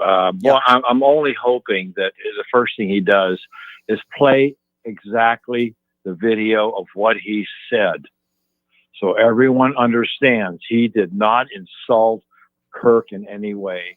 So I hear you, David. But here's the thing, and maybe you agree with me on this, maybe you don't. I don't think Jimmy Kimmel has to explain anything. I really don't. Oh, no, I agree. Yeah. I agree. If people don't know what he was trying to do, which was point out the idiocy of Donald Trump and the fact that Donald Trump has no empathy, and allegedly this is one of his close friends who was murdered, and he says, I'm doing fine, and then he starts talking about the ballroom. That is not a normal response. It's idiotic. And, yeah. It's ridiculous. It is ridiculous. And that's really all he did. That's all he did. Yeah. He upset our dear leader. Yeah. Right. I mean, that's what this is about. Yeah. Hey, listen, I'm going to let you go. There's a short call. Thank you. I want to tell you, I'm in Ohio. I'm a 77-year-old great grandpa. Mm-hmm. And so you don't have just young folks listening to you. You have old Democrats listening. Can I just end by saying that means a lot to me, by the way. And that's what I love. Good, man. That's what I love about the show is we have young people, older people. Great. We have people of all different colors in the crayon box that listen to this show. And I'm so proud of that. But I will say this, sir, you lasted at least 2 minutes longer than Donald Trump did with Stormy Daniels. Hey, listen, I have one little hint for you. Yes. One little bone to pick with you when you talk to these idiots. Yep. You keep talking about young girls in locker rooms. Yeah. You know, we're in dressing rooms. There's a difference between locker room and dressing room. That's even worse. It's even worse. Yeah. Because, they don't have locker rooms. But here's why I say, that's funny. Here's why I say that. Yeah. It's the right that's always talking about transgenders going into locker rooms, but yet the guy who they support went into teenage girls' dressing rooms. You can't make this stuff up. It's crazy. Anyway, I appreciate the call, my friend. Listen, one last thing, please. Let me tell you something. Yeah. One last thing. I'm reading Alan Lichtman's book, Conservative at the Core. You've got to read it. Buy it and read it. I don't know if you know who Alan Lichtman is. But I do. I do. Yeah. Okay. I do. Well, anyway, I'm about almost halfway through the book, and man, does he expose these stinking Republicans for what they are. He was wrong about calling the election, though. I will say that. He said Kamala was going to win. He was wrong. I know. That was one screw up. Yeah, he was wrong about that one, but that's okay. Hey, listen, sir, I'm so glad there are people like you out there listening. Thank you so much for the phone call. I really appreciate you. By the way, did you guys hear about George Santos? So George Santos has done this show. I've had plenty of private conversations with George Santos. He certainly is a liar. He certainly has some emotional issues. He certainly broke the law. But should he be on solitary confinement 24/7? I got to be honest with you. I'm going to have to defend him on this, and I know there's probably a lot of listeners that are going to disagree with me. He's not a violent criminal. He was found guilty. He stole some money from some of his, donors. It's totally wrong. He should be in jail. And I've told him that. But they're saying it's for his safety. George Santos is in solitary confinement now, and he's being treated like a murderer. I have to say, I don't necessarily agree with that. And apparently he's in a cell 24 hours a day, and he's only allowed to get a shower 3 times a week. Well, I would imagine he probably only took, that might be more showers than he took. So that might be okay. But being in solitary confinement 24/7, he's got to be losing his mind. And again, I'm not defending what George Santos did, but I try to be fair with people. I didn't like the way Michael Avenatti was treated. He was in Gestapo's cell in Manhattan.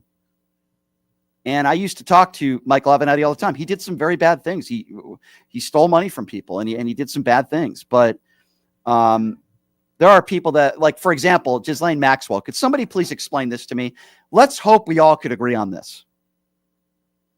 As bad as the financial crimes of Michael Avenatti and George Santos, should they be treated worse than Ghislaine Maxwell?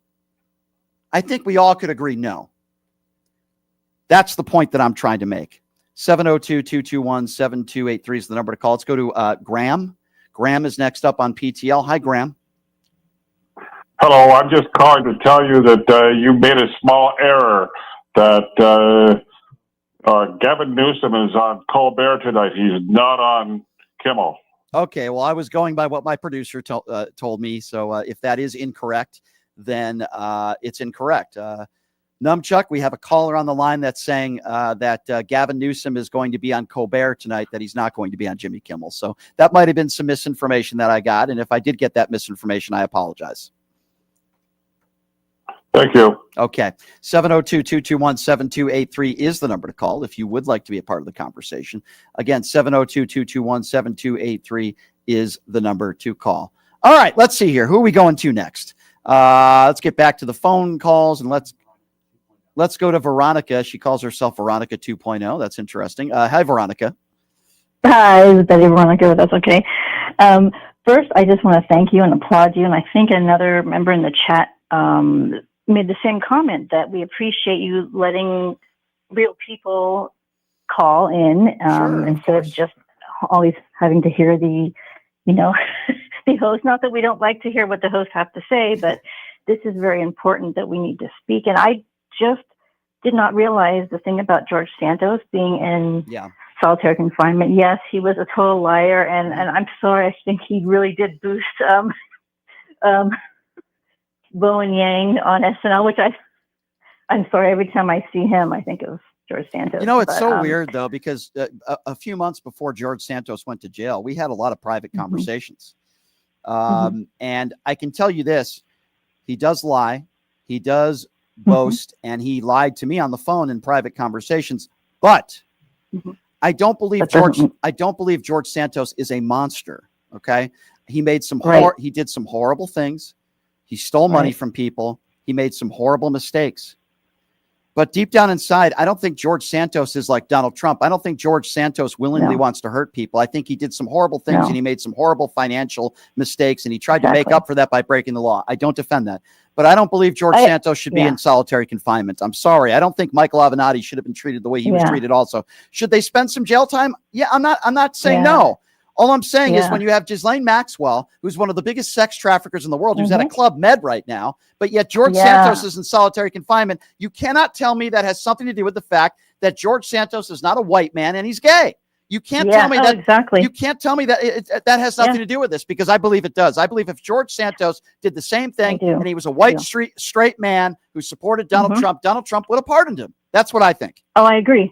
I agree 100% with you. And one of my kind of theories was that, I don't know if you saw there was some video clip, I don't know, last year or so when George Santos was saying, come on, guys, basically outing the GOP, because we all know that Grifter, their website goes up. It even went up during the Charlie Kirk thing. And we know we kind of know. It's like an untold secret that the GOP, they're very hypocritical. I don't care if they're gay, that's fine, but they're like self-hating. There was a iHip News, those ladies were talking about that. Like, they're very self-hating and they're making it worse for anybody that's in the LGBTQ community, because they're not coming out. And George Santos was basically saying, come on, guys. Like, he was basically, so I feel like that's part of why they're doing that to him. Sure. Shut him up. I completely agree with you. If you're a MAGA supporter and you're a straight white male, you're going to get pardoned by Donald Trump. If you tell me this. I'm not defending George Santos for what he did, but what do you think is more serious, what George Santos did or beating police officers on January 6th, trying to overturn a free and fair election? Again, I'm not saying George Santos doesn't deserve jail time. I literally told him he does, but I would never say he deserves solitary confinement. And keep in mind, Donald Trump called those people who beat cops on January 6th hostages and patriots. Thank you for the call, my dear. 702-221-7283 is the number to call. Did we get confirmation? Okay, we're still working on that, whether Gavin Newsom is going to be on the Jimmy Kimmel show. Let's go to Debbie. Debbie is next up on PTL. What's up, Debbie? Hi, Brian. I'm calling from Seattle, and I've been reading online that Como Station up here will be preempting Jimmy Kimmel's show. Yep. So we won't be able to see it, and they're letting us know that we have to stream it.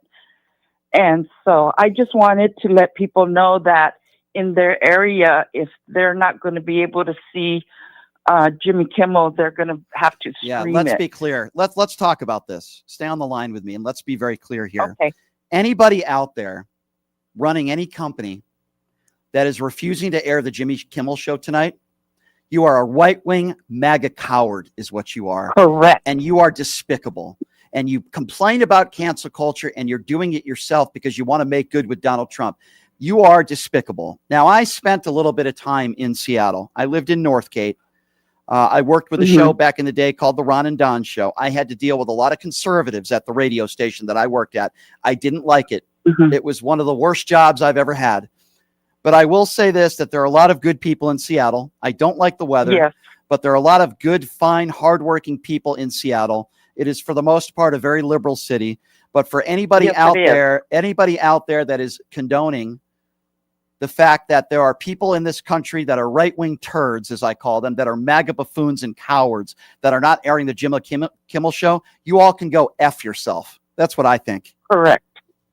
I agree. Yeah. I totally agree. Yeah. So we enjoy your show. Me and my husband, we're retired. We're in our 70s. Thank you. We watch you on your YouTube station every day. Thank you. So do you know a place? Thank you for your kind words. Do you know a place called the Rickshaw? It's a karaoke bar. No, I don't. I used to live in Northgate, and I used to hit up this place called the Rickshaw, which is like a karaoke bar. That was like my go-to place. Oh. And I will say this, Seattle is very beautiful, but I hate the weather. I hate the weather there. Oh, yeah. 10 months out of the year, it's cold and rainy.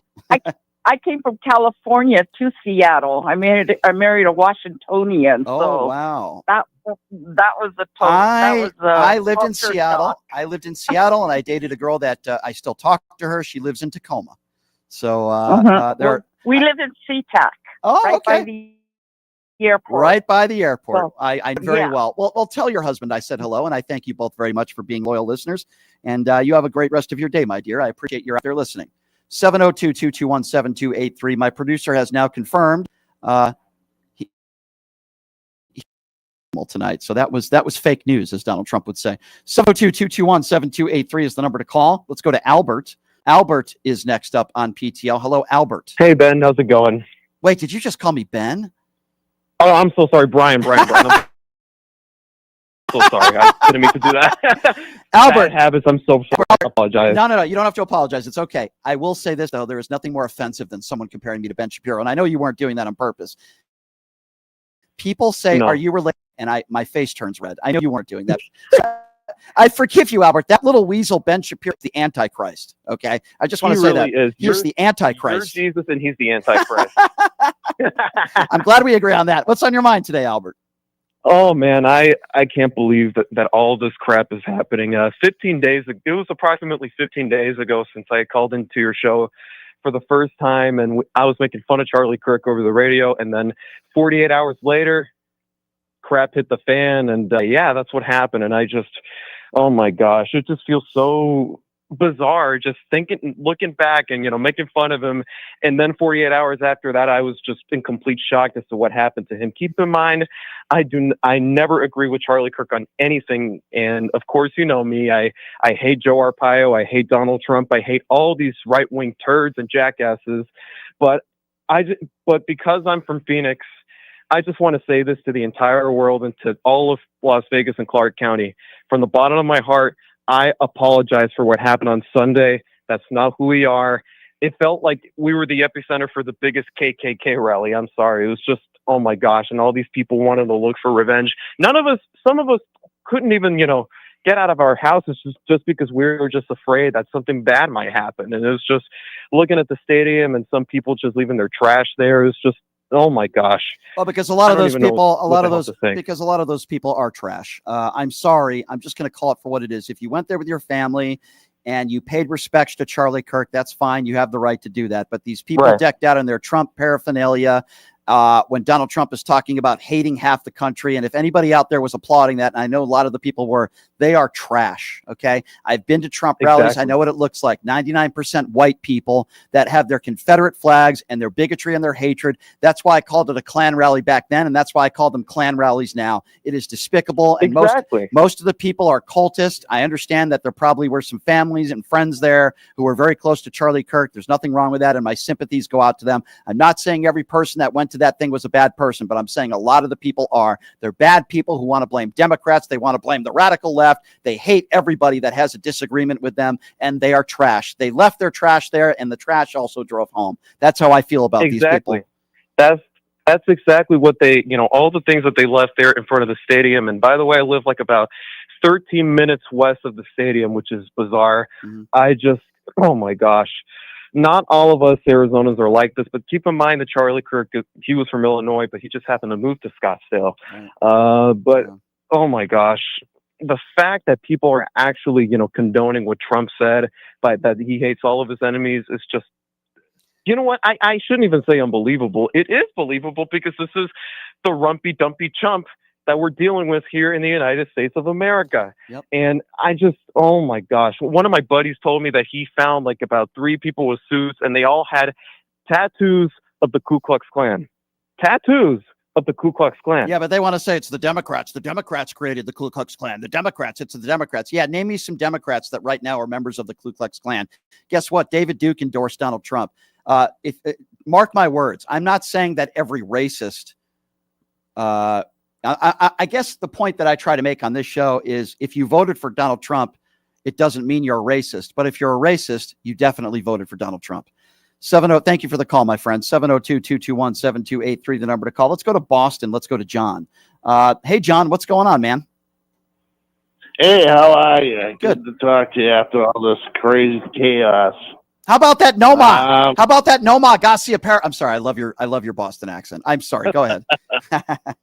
Unfortunately, he got injured and they traded him. But yes, they back did. in 04. Yes, they did. Noma. How about that, was Mo a good Vaughn? year. How about that, Mo Vaughn? All right. I digress. I remember that too. That was long before Trump was president. That is true. You know, quickly before we get to what you want to talk about, I went to the Democrat National Convention and I saw Barack Obama speak. I think it was 2000. Oh boy. It may be 2023. No, 2003. I met Larry David. I met John Cusack. I met some great people. Who's the guy who used to do Meet the Press who passed away? Tim Russert. I met Tim Russert. I met Tim Russert. The late great Tim Russert. I was able to interview him. I went to the convention and I listened to Barack Obama speak, and I remember saying to myself, "This guy could be president one day." And that was very special. I'll remember that for the rest of my life. I was my first job in radio. I met Sean Hannity. He did not want to debate me on the air. Back even then in my early to mid 20s, I wanted to debate Sean Hannity. So I was on the right side of history back then too. Yeah, this is interesting. My input, I'm watching Newsom. Yeah. All of a sudden, he's figured out how to deal with Trump. And he's been a real eyesore for Trump. Would he have any chance in 2028 of being president? Yeah. I think. I wonder what the callers would say. Just their opinion. Yeah. I think in 2028, and this is my personal opinion, I think it's going to be J.D. Vance versus Gavin Newsom. That's what I think it's going to be. And I think J.D. can be beat. I think J.D. Vance is a very weak. I do. I think J.D. Vance is weak. Right. He's never been liked. They make soulful jokes about him before he was even VP. I mean, he's fake. Sits there with this stupid smirk on his face. Oh, yeah, he does have that too. Yeah, no, you're right about that. He's a goof. He says he was a Marine. He sat behind a desk in the Marine Corps. Yeah. He lied to say he was in combat, and they found out he sat behind a desk in the Marine Corps. Yeah. So, I mean, he served, but he didn't. He did serve. He did serve. You're right, my friend. He did serve behind a desk. And I will also say that he also sports the guy he called possibly the next American Adolf Hitler, who dodged the military multiple times. I just received some information that I might be doing the Tim Pool show this week. Wow, that'll be interesting. I'll tell you what, I'll take off my hat if he takes off his. That's the deal I'm going to make with him. 702-221-7283, the number to call. Ralph is next. Hey, Ralph, what's going on, man? Thanks for calling in. What's on your mind today? Well, I was just wanting to say that I was really angry at the funeral they gave to Charlie Kirk. He received military honors that are usually reserved for those who are given the last, their last full measure. You're right. You know, I agree. And I talked about that on the show last week too. They put him in Air Force 2. You had service members that were carrying his casket. He was treated better. His body was treated better than those brave men and women, some of whom paid the ultimate price. And I think that's wrong. Yeah. Yeah. Yeah. And it is, as a veteran, I'm a Vietnam veteran, a combat veteran, and it angered me to no end. I mean, you know, it was disgusting what happened to Charlie Kirk, but I think he got, I don't know. I don't say he deserved to be killed. No, he did not. But you know, the hate speech he put out there, I think, kind of brought it on. Well, I certainly think it probably led to his demise, but I think you will also agree with me. That doesn't mean we can ever condone political violence. I'm not going to sit here. And again, I don't want to continue to talk about Charlie Kirk. I'm kind of Charlie Kirked out at this point, but this will be the last day, hopefully. But I will say this. He did say a lot of horrible things. He spread a lot of bigotry and hatred, but it's not against the law to do that. It's against the law to take somebody's life, and we have to remember that. But I am not going to sit here and say Charlie Kirk deserves a medal. I'm not going to sit here and say any nice things about him. My thoughts are with his family. He didn't deserve this, but I am not going to sit here and do what the right is doing and making him out to be sort of martyr and a hero. Heroes are the people that serve our country that lose their life. Heroes are the people our police officers and firefighters that going into burning buildings. Those are true heroes, not Charlie Kirk, who spread propaganda and hatred on the air every day. Let's go to Sylvia. Sylvia's next up on PTL. Hello, Sylvia. Hi, Brian. How are you? Good. I was just reading an article today where Trump has refused to meet with Democratic leaders to avoid a government shutdown. I think he wants to do that so if the government does shut down, that they will blame it on the Democrats. That's just my opinion. Well, I think they want to blame the Democrats for everything. Whenever that's true. A jobs report comes out that's unfavorable to the president, they are literally going to fire that person. Literally, when anything comes out that shows that Donald Trump did some wrongdoing, it could be him in the Epstein files, because we know that Kash Patel told Pam Bondi that Donald Trump was in the Epstein files. It could be that. It could be the economy. It could be an airplane crash. They'll blame it on DEI hires and Joe Biden and Pete Buttigieg. Literally anything and everything, including the war in Ukraine, which Donald Trump said he could end within 24 hours. And now it's been 7 or 8 months, and he blames Joe Biden. Anything and everything that happens negative in this country, many of which are because of Donald Trump's policies, he will blame Joe Biden and he will blame the radical left. It is the Donald Trump playbook. Yeah, he went and he basically forced this one guy to resign. Is that in person he appointed to investigate prosecutor Letitia? Yeah, Is correct. that her name? Yep.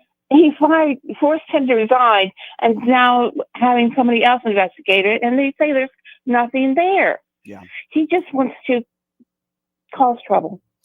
Well, I think hate to admit it. He does. He wants chaos. He's addicted. I believe Donald Trump is addicted to chaos. And I've always said that if you live a chaotic life and you live a dishonest life, chances are you're going to be a dishonest and a chaotic president. If you live a decent life, a good person, then you're probably going to be a pretty good president. That's the way I vote. That's the way I feel. Going to the YouTube super chat, if I may. Shelly says, I'll get you back. You figure it out. I don't really know what that means. Is that because I told you guys Alex Jones was coming on? I don't know. 702-221-7283 is the number to call. Fallen Empire. I believe we had Fallen Empire up there too that has a YouTube super chat who says, why are you platforming racist conspiracy pushing liar Alex Jones? Well, Fallen, because it was satire and it was comedy and it was a joke. That's why. Hopefully you understand that. I do the same thing with Donald Trump when he comes on the show. We have a little bit of fun. By the way, for the record, if the real Alex Jones wanted to do this show, I would have him on and I would go at it with him, but I would have him on. I'm not always going to have good people on this show. I'm going to have people on the show that I disagree with, and I'm going to have people on the show that I think are bad people to have political discourse and disagreement with. 702-221-7283 is the number to call. If you'd like to be a part of the program, let's see. Let's go to Kim. Kim is next on PTL. Hi, Kim. Hey, Brian. Hey. All I wanted to say is that if you listen to Trump, and he did it in his first term too, and all this would have been happening if he'd just had time to do it in the 4 years he was in, but he didn't have time. He worked on it the whole time he was not president to get it in order, so when he got president again, it would go through. But if you listen to him, the way he talks about everybody, calls them names and all that stuff, that's exactly him. Yep. Well, he's a schoolyard bully. I mean, that's what he is. He's been that way his entire life. And unfortunately, he's a lot of yes men and yes women around him who don't tell him what to do. And when you have a lot of money, which his father gave to him, a $500 million company, and you're able to buy your way through any trouble that you get yourself into, you think you're above the law. And that's who Donald Trump is. He certainly never respected the rule of law. He doesn't respect women. He doesn't respect minorities. He doesn't even respect the people who voted for him. He only cares about himself and maybe some rich white people. That's it. You're exactly right. But I knew the first time he was president, like 3 months in, we were in trouble.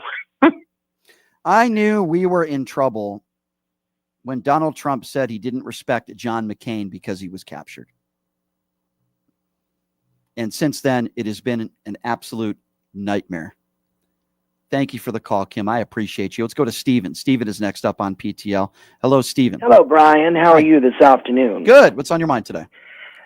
First time I've called, so I just wanted to add my 2 cents.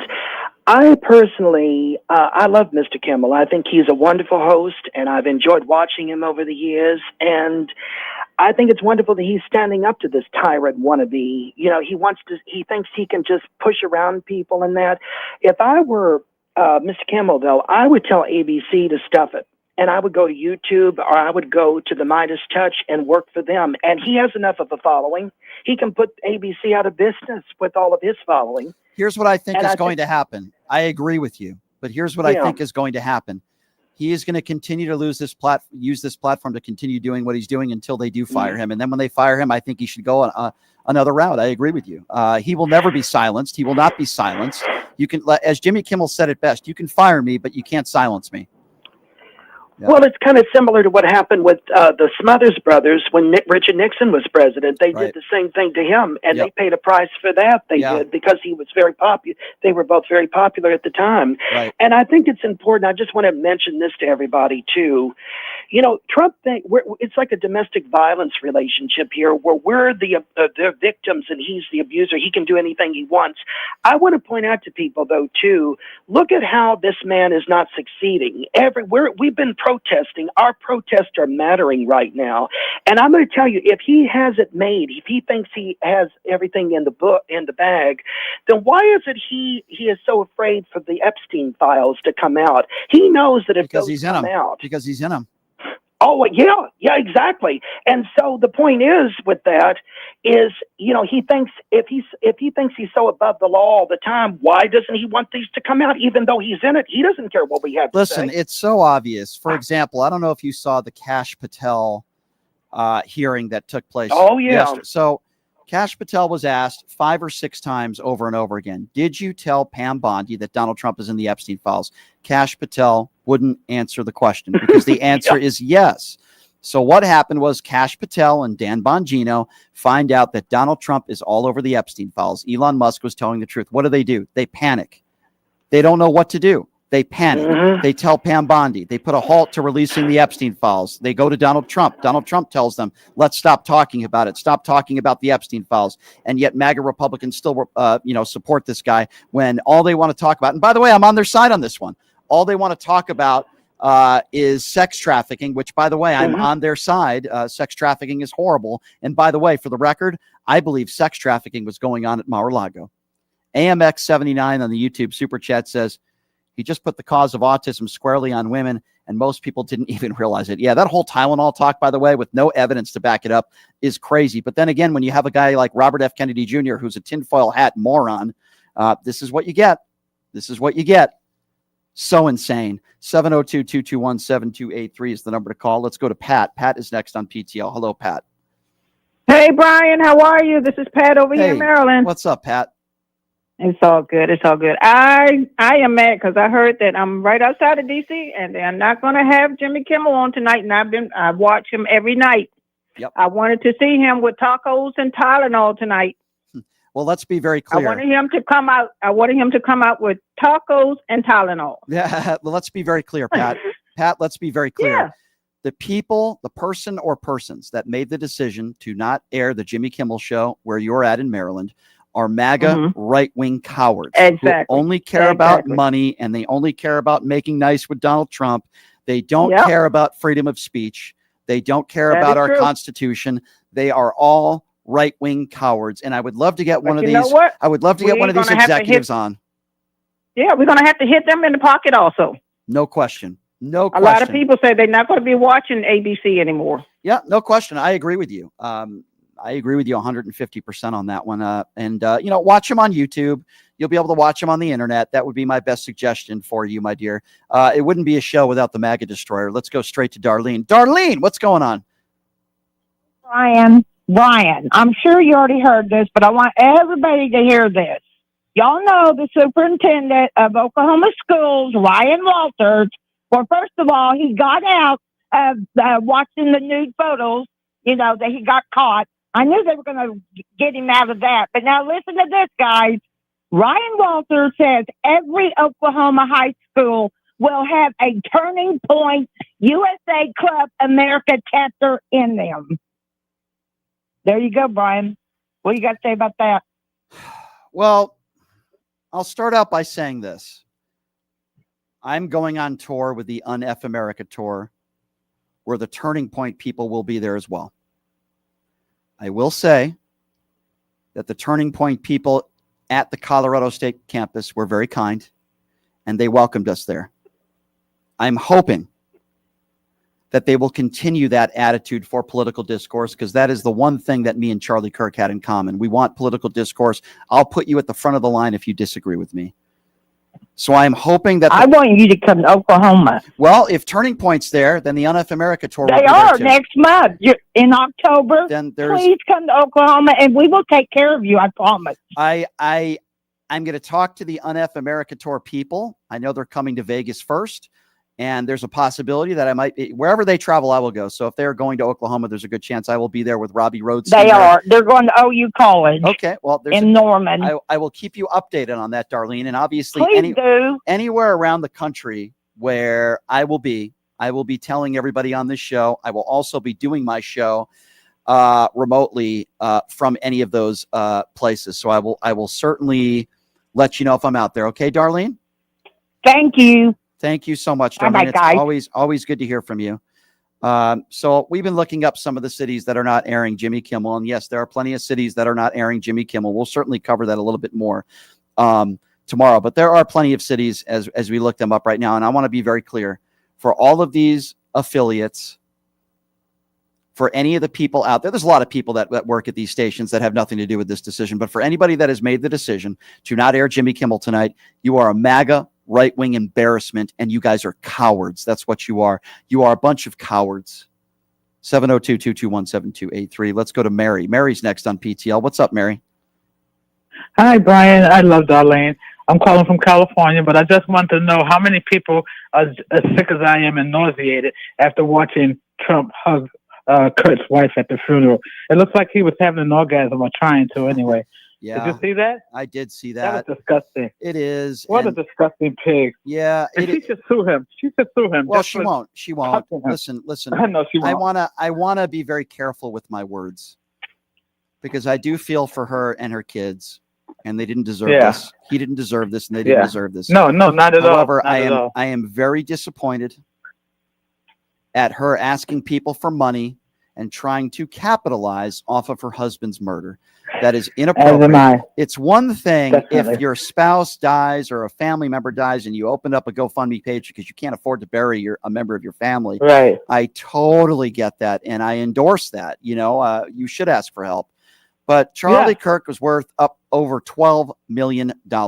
For her to ask donations and put out a video of her showing his dead body in a casket, I find it so despicable and disgusting and grifting, in other words. I know she's grieving. I feel sorry for her. She's not going to have a husband.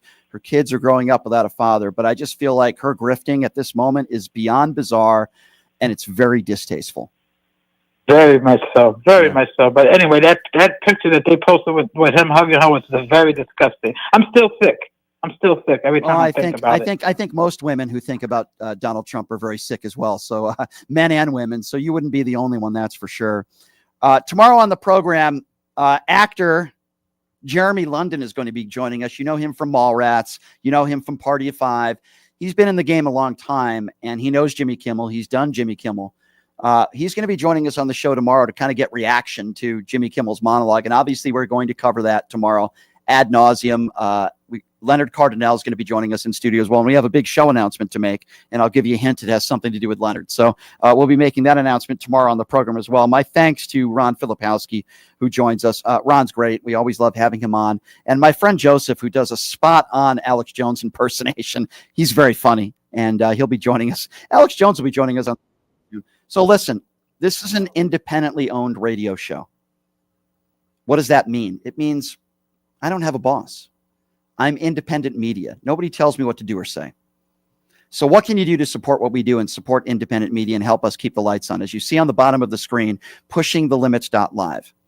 If you go to that website, you can buy merchandise or you can make a donation. I don't care what it is, $5, $10, $20 a month. If you enjoy this show and you enjoy what I do, then we ask for your support, whatever you can afford.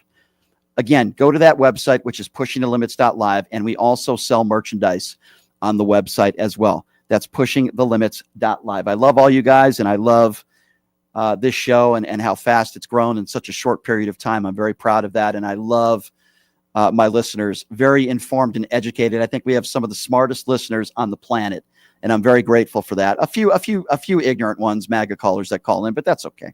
I wouldn't have it any other way. Love you all very much. Thank you, guys. We'll see you tomorrow, same time, same place, and I can't wait to watch Jimmy Kimmel tonight. We'll be covering it all tomorrow. Have a good day, everybody. Hey, everybody. Are you struggling to find a pizza place that reminds you of Brooklyn?